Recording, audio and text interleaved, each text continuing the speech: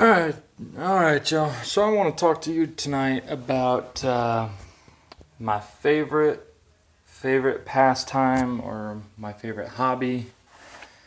and It's a little weird, but if you come where I come from, it's not too weird. But to this day, still I talk to people and they don't get it. So let's jump right the fuck into this, huh? So yes, I am recording this way for tonight. Now, you may have already seen it. You know what that sound is? Here, let me get closer. Here, what if I try this one?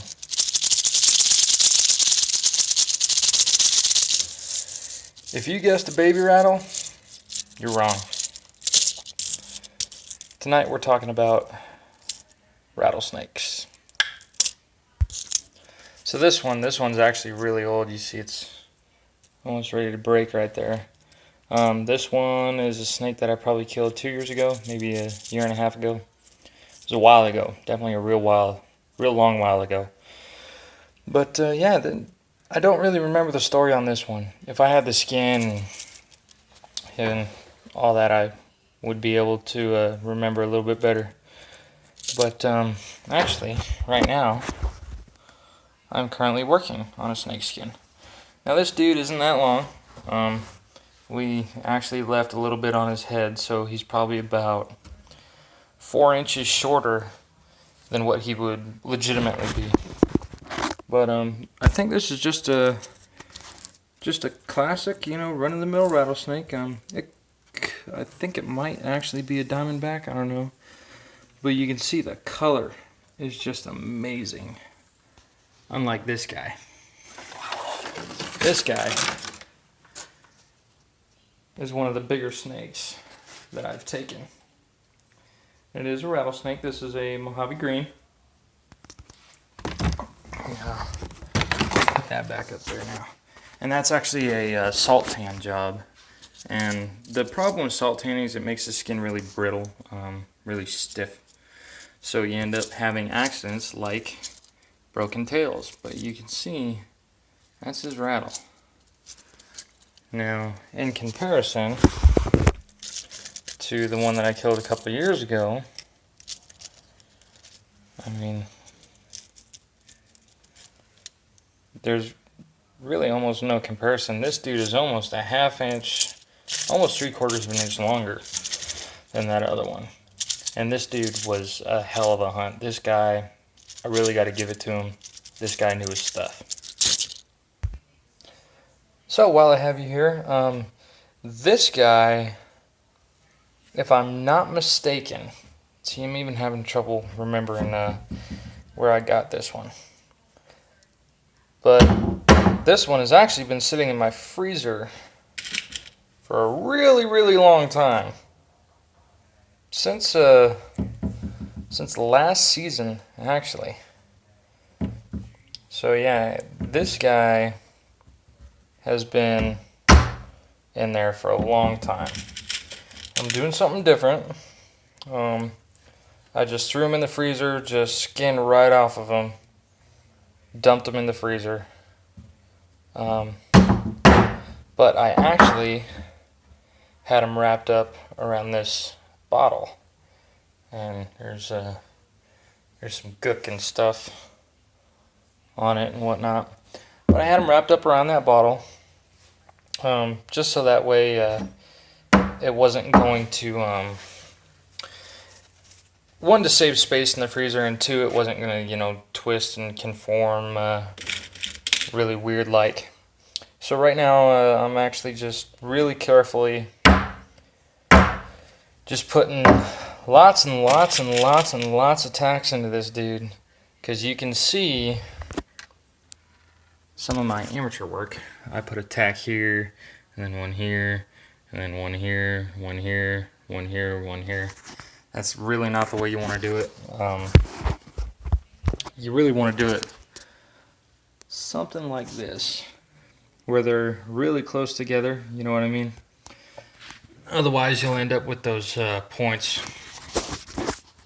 Now some people like the points, some people don't. I'm actually going to turn this guy into a hat brim, so I'm hoping I don't have those.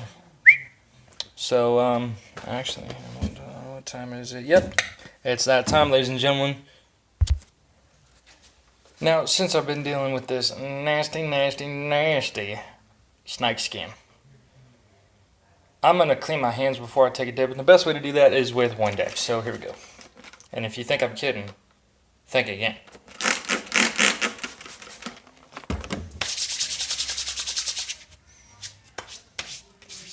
It's like poor man's hand sanitizer. And actually, believe it or not, I'm not making this part up either.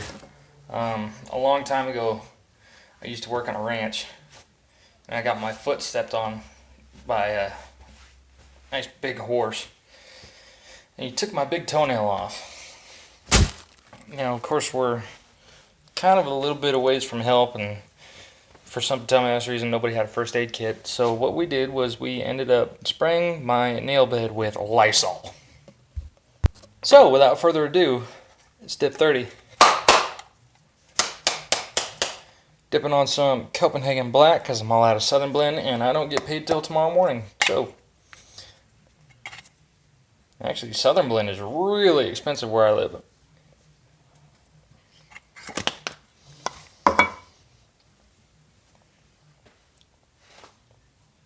It's like $6 a can. This was $4.01 on the money. But for a can of Southern Blend where I live, it's like $6, man. But still, love the taste of the South in my mouth. Mud jug of the day is, of course, the Rattlesnake beer bottle. You can find those at your local Walmart, although I don't think they're going to have a rattlesnake wrapped around them. So, pro tip. So actually, while I'm doing this here, I want to talk to y'all about some of the best times I've had snake hunting. That big old boy, this guy. I was with T-Cone. You guys know him. We did the muzzle brake install. I stole his Mustang. Whoops. You guys should know who that is by now. So that big bastard up there, I was with T-Cone. And we knew that we were out there to find us a snake. Little did we know when we were going to roll up. At this spot that we have, let me jump back a little bit. At this spot that we have, it's an 85% chance you're going to see a snake. So we walk up there ready every time. We hunt with actually pellet guns because getting close with a pistol or trying to hold out a AR-15 is just pointless. And then doing it with a shotgun, no thanks. Not in the rocks, there's no way. So we roll up, we're loaded. We're looking all around us and whatnot. And so we get there, and I see that big old dude just going down and further into this mine shaft that we hunt out of. And I get maybe 5 feet from him, and boom, fight's on. And he kind of, curls up and stands up a little bit, rattles for maybe 3 seconds. Sorry I'm spitting a lot, guys. Let's just have a chew. So he's rattling for about 3 seconds, and he stops. And I tell Travis, T-Cone, I'm like, hey man, give me the gun. And so he hands me the gun, and by the time I turn around, this snake is actually coming towards me, but he's up against the side of this mine shaft, going underneath and around the rocks and stuff.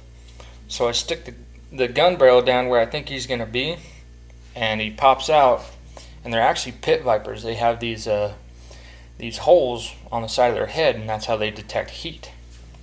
So I stuck that gun barrel down there where I thought he was going to come out, and sure as the day is bright, this dude comes out, and boom, he is locked onto the end of that gun. He's not rattling, but he knows that it's different than his environment. So he's locked onto that gun and he's flicking his tongue. Caught him right above the eye. Beautiful shot, took him out. No pain whatsoever. And it was amazing. Good hunt. If actually you go check my Instagram, you could see the pictures there. I'm standing there, I'm holding him, holding his mouth open. He's dead, guys, don't worry. The only time I would ever pick up a live rattlesnake would be in the company of trained professionals and of course medical staff. Or unless it was that record book rattlesnake that I just couldn't live without, which actually I'm maybe not a record book, but I'm actually hoping to bag me a big one this season. It's starting to roll around that time, so you guys are going to see some snake hunting videos. And to me, a big one is that big green Mojave right there. That's a big one.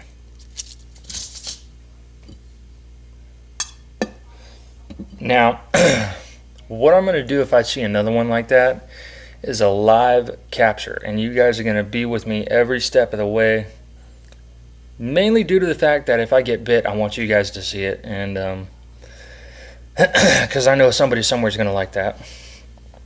And I'm going to throw them in a 5-gallon bucket, stick them in the freezer, and I'm going to do a head-on tan, or a head-on mount, which means where, see, obviously this is the head end, so obviously the head's cut. It's the head end too. Obviously the head's gone, so a head-on skin mount is where the head is still on. The skin is all there, like you see, and then with the tail. So how I plan on doing that is I actually saw a video of it. It's really cool. You freeze them alive. You catch them alive and you freeze them. That's the hard part. And then you take them out, and obviously they die in the cold. So you take them out, you skin him up, cut the head, and then you open his mouth with a paper clip, and you shoot his head full of glycerin, and it preserves the head, and it makes for a super, super cool mount. Another snake story that's actually near and dear to my heart. I can't make this up, guys. It's 100% God honest truth. Maybe one day I'll do an interview with my dad if he's okay with that. But one time I was maybe 16, maybe even younger. I was in Sedona, Arizona, and we were in Oak Creek Canyon, swimming around in the creek. I was in my underwear, and I had gotten out of the water to go up to the truck, and about halfway up this steep rocky incline, I heard that sound. Now, it doesn't sound like this. That's not what it sounds like. It sounds more like a buzz. Zzz. That's what it sounds like. It sounds like bees. But when you're that close to them, it sounds like a logging truck coming at you 100 miles an hour, or chains being dragged across the ground. It's so loud. And I couldn't see where he was until I looked down, and he was less than a foot away from my nether regions, and he was probably 7 feet long, way bigger than that, way bigger than the Mojave green. He was, you know what?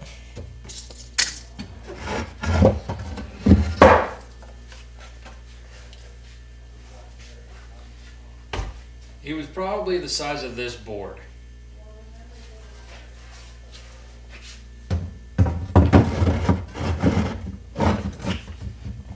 Crazy big snake. And I thought right there, this is it. This is the end of the line for me. Farewell world, I'm going out. And you know what, I'll be honest with you, I froze and I cried and I yelled for my dad. My dad came along and pulled me down and ended up regrouping, and we moved the snake out, or he moved the snake out of the way, and it was the biggest snake I've ever seen. It was the biggest snake my dad's ever seen. My dad's been in Arizona for a long time. So that is the only snake that I ever let go. And you know what? That snake deserves to live for hundreds and hundreds of years, eons. That snake deserves to be here long after me, you guys, long after we're gone. It almost made me think of the movie Rango, where he said, "I tip my hat to you, from one legend to another." And that's kind of what we had at the end of the day. Yeah, I was shook up. But at the end of the day, it was, hey, you're a big scary human. You can kill me. I'm a big pissed off rattlesnake. I can easily kill you really fast. So why don't we both just get out of here? And that's what I took away from it. That's how I got the name Rattlesnake Jake, and now I'm known for it.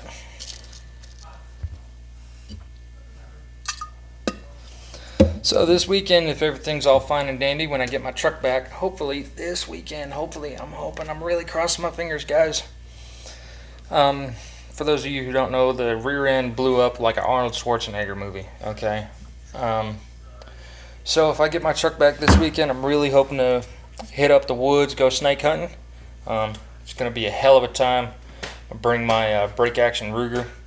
And who knows, maybe T. Cone might come along for the ride. We might bag ourselves that record book snake. And I gotta find something to put them in, because God knows I can't just throw a live rattlesnake into my freezer just bumming around in there. So I gotta put them in a bucket or a bag or a box or something. But if we're talking about an 8-foot snake, I can't just I can't just put them in a shoebox or a lunch bag or anything like that. I gotta find a nice big old bucket that he can chill out in the freezer in. So guys, I'm gonna wrap this up. I'm gonna finish working on this here snake, and if all goes well, I'm gonna turn this dude into a hat rack, and I'll show you that video. And also, if all goes well with my truck, you will see me very soon out in the woods slaying snakes.